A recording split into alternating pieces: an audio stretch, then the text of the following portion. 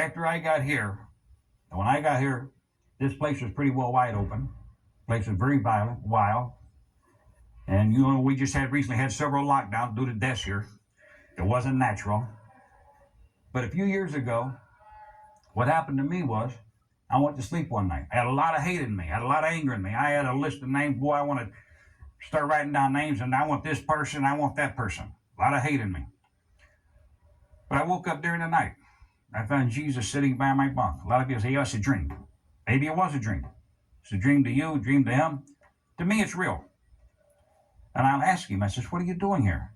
And he said, I've come to tell you, there's only one way. He said, the Father sent me to tell you. He said that I'm for real, God is for real, that I'm for real. He says, the only way to the Father is through me. So we talked for a little while. I went back to sleep. The next morning I woke up, all the hate was gone.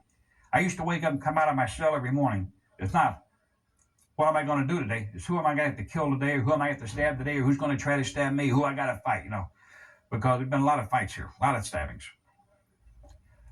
But I had a new feeling in me. I was real I felt like I loved everybody. Hey, how you doing? Boom. I talked to people I never talked to. I even talked to the cops. Hey, how you doing? What's going on? Hey, nice day.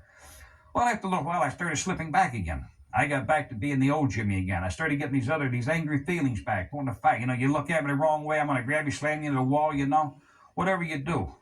I got a second visit. And when I got the second visit from Jesus, it's really got my attention. And at this point, I'd already heard from this one girl, this one lady. I don't know if I should name her on tape or not. But I become romantically involved with her. I fell in love with her. I love her with all my heart. Probably love her more than I've ever loved anything in my life. But we were talking and writing, and she was a good Christian lady, and she had told me a few different things. And so the second visit I got, Jesus told me to get my life in order. The Father was going to call me home. I thought, well, Jesus, I'm going to die. And I'm going to die right away. And so I told her on the phone. So she was crying a little bit. I was a little sad over, this and that.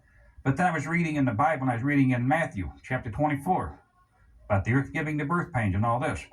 What God was telling me, Jesus was telling me, God's not calling me home this stage of the game, but be prepared. Get ready for heaven so I can have a life hereafter. And I'm reading all about this in Matthew. And then it struck on me what it was. So I called her up and I told her. And so, but like I say, since then, I've lived a whole different life here. I used a few words of profanity in this interview strictly for the reason of what was said. There was actual words verbatim. But when I'm not in this interview, I try not to use vulgar language.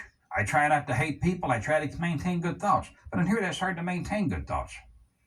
Very hard in here. But I work at it very hard.